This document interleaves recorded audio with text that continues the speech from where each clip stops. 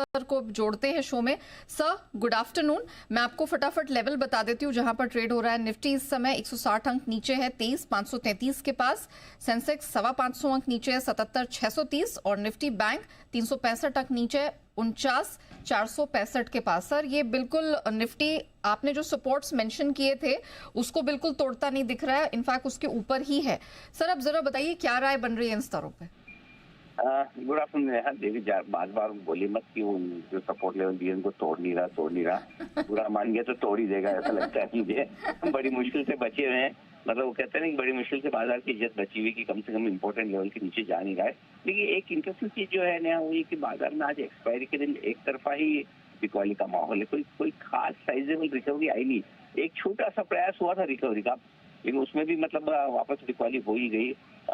छोटे मझोले शेयरों में आज भी दबाव है। ब्रॉडर मार्केट अभी भी खत्म नहीं कर रहा कि पैनिक खत्म हो जाए कर जाए। जहाँ तक सवाल निफ्टी पर सपोर्ट का है, 23,350 23,500 ये आखिरी सपोर्ट रेंज है। इसी रेंज के ऊपरी सिरे पर आप हैं। सो आई थिंक यहाँ से आसानी से घटने नहीं चाहिए, क्योंकि निफ्टी पर इंडेक्स में लॉन्ग पोजीशन एफआई की काफी कम है। वीकली एक्सपायरी तो इस मेरे ख्याल से इस लेवल के आसपास सपोर्ट तो बाजार ले लेगा। जहाँ तक बैंक निफ्टी का सवाल है, बैंक निफ्टी में भी अब वैसे तो 39,375 कल का जो लो है आज भी लगभग उससे थोड़ा सा नीचे एक डिप करके आया है। अब 49,400 के आसपास ही ट्रेड करता होगा। जो अब मजबूत सपोर्ट बचे हुए समय के लिए आपको लेकर चलना है, क्योंकि बैंक निफ्टी थोड़ा कमजोर ज्यादा है, इसलिए मैं थोड़ा नीचे का लेवल दे रहा हूँ। 48,900 49,150 ये आपके लिए अच्छे सपोर्ट का काम करेगा। इंपॉर्टेंट क्लोजिंग है ऑफकोर्स 23,500 ये लेवल अगर हम निफ्टी पर होल्ड कर पाते हैं क्लोजिंग बेसिस पे तो उतने बुरे नहीं है। मतलब थोड़ी अभी भी आखिरी उम्मीद बाकी है बैंक निफ्टी पर, लेकिन वो लेवल बहुत दूर है। 49,700 के नीचे की कोई भी क्लोजिंग नीचे का रास्ता खोलती है वो अच्छी बात नहीं है। रिकवरी आए तो क्या कर सकते हैं, 23,700 23,750 की रेंज है। ये रेंज रिकवरी में ऊपर में जाकर अटक जाएगा तो वहां पर थोड़ा बहुत ब्रेकआउट होने की कोशिश करते हैं। वैसे तो 200 पॉइंट की रिकवरी संभावना कम बनती आती भी नहीं है, डेटा भी यही कह रहे हैं। बैंकिंग शेयरों में जो आज कमजोरी उससे ज्यादा दबाव बना हुआ है, इसलिए बैंक निफ्टी में अगर कोई रिकवरी 49,750 49,950 तक की बनती है तो वहां पर आप प्रॉफिट बुकिंग कर सकते हैं, या प्रॉफिट बुकिंग तो क्या मतलब निकलने की कोशिश कर सकते हैं। तो ये स्ट्रेटजी तो कुल मिला के ये है कि कॉल राइटिंग काफी होके रखी है। एक्सपायरी के दिन अभी तक तो कोई ऐसी रिकवरी के संकेत नहीं, सिर्फ एक ही उम्मीद कर सकती है ओवरसोल्ड मार्केट से थोड़ी किसी वजह से रिकवरी बन जाए तो एक अलग बात है। जी सर बस एक आपको अपडेट देना था कि स्विगी आज जो आपने stock of the day mention किया था उसमें आपका सेकंड टारगेट भी 505 का है, वो अचीव हो गया है। और यहाँ खबर भी आई है कि वो अलग से ऐप लॉन्च करेंगे और 75 से अधिक शहरों में विस्तार करेंगे। तो वो डेवलपमेंट एंड ऑफ कोर्स जो केमिकल स्पेस पर आपने राय दी थी उसमें जबरदस्त परफॉर्मेंस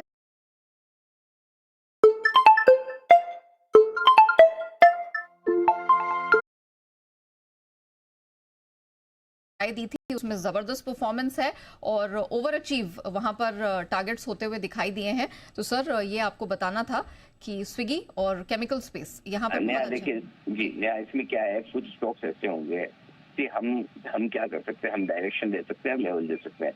कोई स्टॉक कहाँ खुलेगा, खुलने के बाद कहाँ बंद होगा ये किसी के हाथ में नहीं, कम से कम हमारे हाथ में तो नहीं। तो कई लोग ये बोलते हैं कि आपका तो खुलने के पहले टारगेट आ गया तो छोड़ दो, कोई दिक्कत नहीं है। जिसमें मौका मिले उसमें कर लीजिए।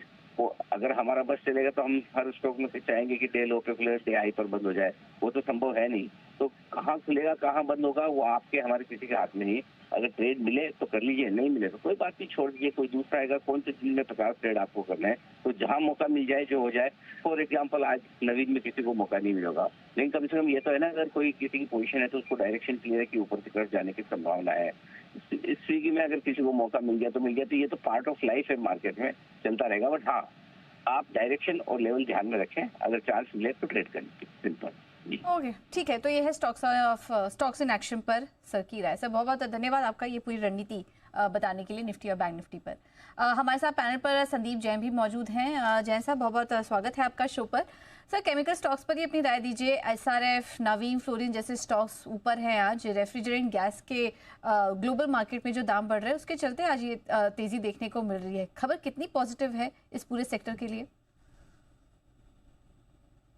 और इसीलिए देखिए नवीन फ्लोराइन अगर आप देखें तो इनफैक्ट मार्केट्स बहुत खराब चल रहे थे तो ये थोड़ा बहुत एक आउट परफॉर्मर था और आज एक तरीके का बड़ा स्पाइक दिया है और बाकी सारे स्टॉक्स भी चल रहे हो। केमिकल्स वैसे बड़ा अंडर परफॉर्मर था तो थोड़ी भी कई बार पॉजिटिव न्यूज आती है तो रे ऑफ होप रहता और वहां पे एक तेजी बन गई। बट फिर भी मैं यही कहूंगा कि इन स्टॉक्स में इतनी जल्दी हमें ऊपर के लेवल्स पे नहीं एंट्री लेनी चाहिए। ऊपर का लेवल मतलब ऑलरेडी जो इतने स्पाइक दे चुके हैं, कंसोलिडेशन पे ही और नीचे आने पे ही लीजिए, क्योंकि न्यूज पे एक बार स्पाइक जरूर देते हैं, बट मार्केट्स ओवरऑल जो टेक्सचर है मार्केट का बहुत ही डिफिकल्ट हो गया प्रेडिक्ट करना। एंड आगे के जो ये पूरे 1 महीने 2 महीने मतलब मुद्दे, तो कई बार लगता है कि मार्च तक भी अनटिल अनलेस कोई बजट में कोई बड़ा स्ट्रक्चरल कोई चेंज नहीं आता इकोनॉमी के लिए या मार्केट्स के लिए, तो मुझे लगता नहीं कि मार्केट्स की ये जो गिरावट को कोई रोक सकता है। और प्लस हो सकता है कि भाई कैसे ओथ टेकिंग में कुछ न्यूज आए पॉजिटिव, बट जिस तरीके से यूएस के बॉन्ड यील्ड्स बढ़ रहे हैं, जिस तरीके से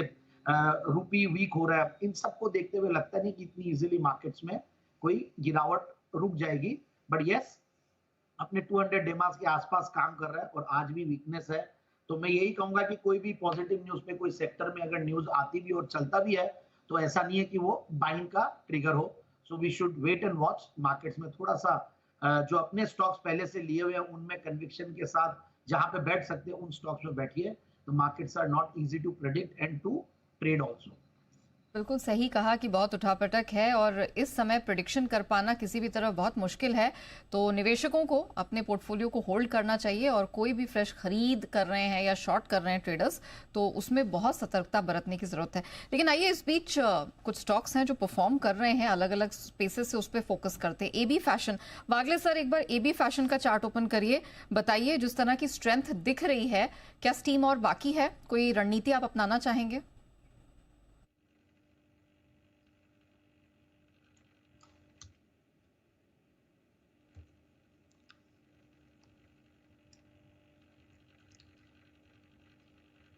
एबी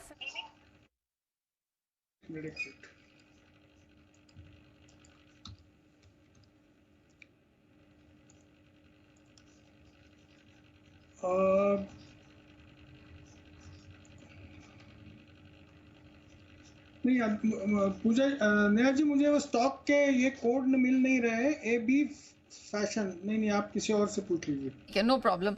चलिए सुमित जी, जरा एबी फैशन का चार्ट पुल अप करिए, बताइए अगर कोई स्ट्रैटेजी इन स्तरों पे बनती है तो।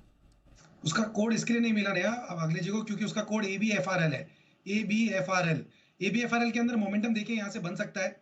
आपने स्टॉक को सही टाइम पे पूछा है, क्योंकि कंटिन्यूस एक गिरावट के बाद पुलबैक और बाउंस बैक के संकेत मिल रहे हैं। लास्ट 2 दिनों के हायर लेवल पे स्टॉक अभी ट्रेड कर रहा है। 275 के आसपास का अभी भाव है। बाउंस बैक के तौर पे 280 का लेवल आना चाहिए और 280 का लेवल टूटने के बाद इसके अंदर मोमेंटम तेजी का बन सकता है। फिर ये 350 या 300 और 350 के लेवल आने वाले समय में दिखा सकता है। फिलहाल पोजीशंस होल्ड करें, 280 के बाद खरीदारी करें 300 और 350 के टारगेट्स के लिए। ओके, 3